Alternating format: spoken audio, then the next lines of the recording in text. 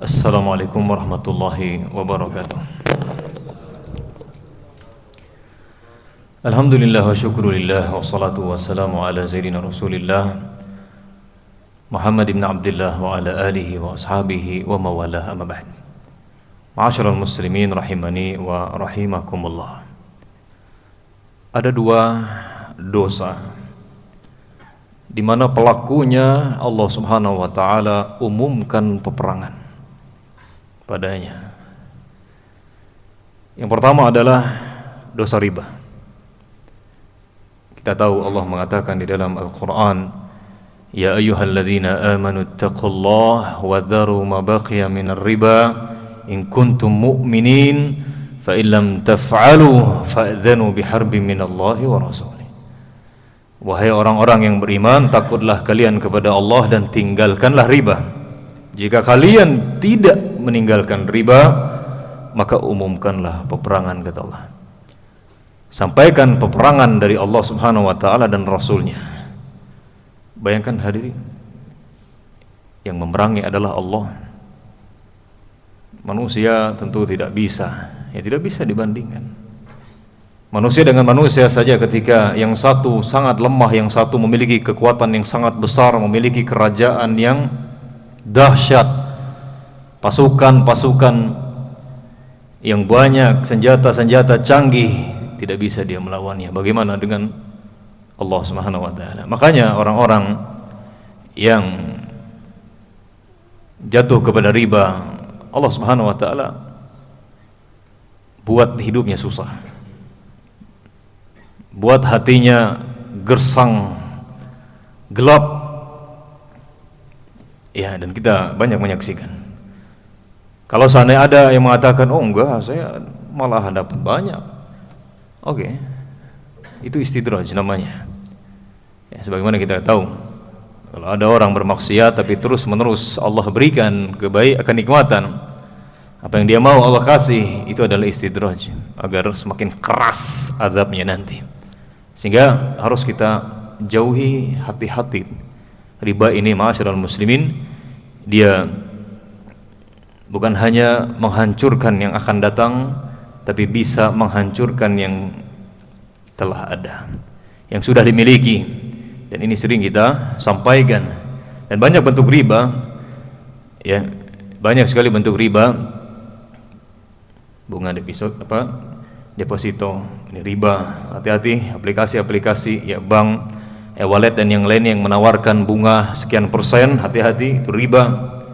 Dan masih banyak lagi yang lainnya, silahkan dipelajari agar terhindar dari ancaman yang diperangi oleh Allah Subhanahu wa taala. Dosa yang kedua, yang mana pelakunya ditantang perang, bukan ditantang, diperangi oleh Allah Subhanahu wa taala. Disebutkan di dalam hadis qudsi, di mana Allah Subhanahu wa taala mengatakan, man 'adali waliyan faqad adantuhu bil harb. Barang siapa yang menyakiti, barang siapa yang memusuhi orang-orang yang beriman kepadaku, orang-orang yang dia bertakwa atau mereka bertakwa kepadaku, maka aku umumkan peperangan kepadanya. Jadi hadirin yang dimuliakan oleh Allah, jelas sekali dalam hadis qudsi ini memberikan peringatan keras kepada kita semua agar lebih berhati-hati ketika bermuamalah dengan orang yang menjadi hamba Allah Subhanahu wa taala. Terlebih dia adalah orang yang berusaha taat. Terlebih dia adalah orang yang selalu berusaha istiqomah di jalan Allah Subhanahu wa taala. Maka hati-hati, jaga lisan kita terhadap dia, jaga sikap kita, muamalah kita dengan dia, karena Allah sudah nyatakan tadi, man 'adali waliyan faqad adantuhu bil harb. Barang siapa yang menyakiti, memusuhi orang-orang yang beriman dan bertakwa kepadaku, orang-orang yang beramal saleh, orang-orang yang lurus akidah, jalannya sesuai dengan akidah Rasulullah sallallahu alaihi wasallam, maka aku umumkan peperangan kepadanya. Hati-hati. Ya. Hati-hati, Allah cabut keberkahan dalam hidupnya. Allah hukum dia di dunia sebelum di akhirat dengan hukuman-hukuman yang banyak. Menjelang wafatnya biasanya, ya, Allah Subhanahu wa taala hukum dia dengan kesulitan-kesulitan. Dan di antara hukumannya juga di dunia orang-orang yang semacam ini adalah Allah Subhanahu wa taala tidak berikan furqan, tidak berikan hidayah, pembeda antara hak dengan batil. Tertutup ya jiwanya untuk menerima kebenaran. Mendengarkan hadis dia tidak senang.